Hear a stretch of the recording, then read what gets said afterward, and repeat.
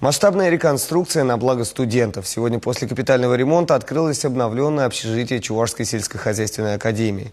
На торжественное открытие пригласили первого заместителя председателя Совета Федерации Николая Федорова.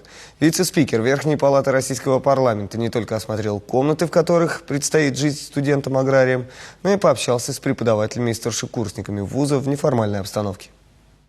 Здание третьего общежития Чувашской сельхозакадемии в прямом смысле слова преобразилось. Новоселье студентам пришлось ждать целый год. Именно столько длился капитальный ремонт. И вот он, торжественный момент.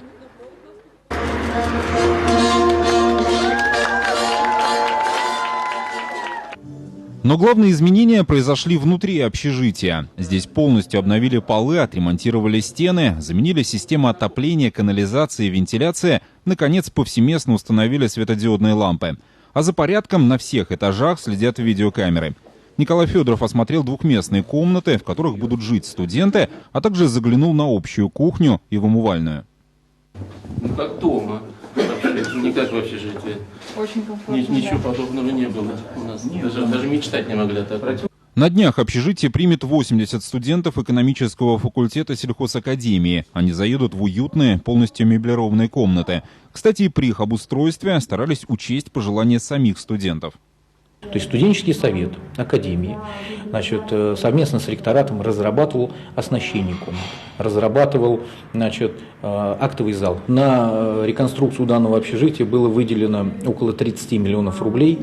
Мы с вами являемся свидетелями того, что каждый бюджетный рубль, был рационально израсходован.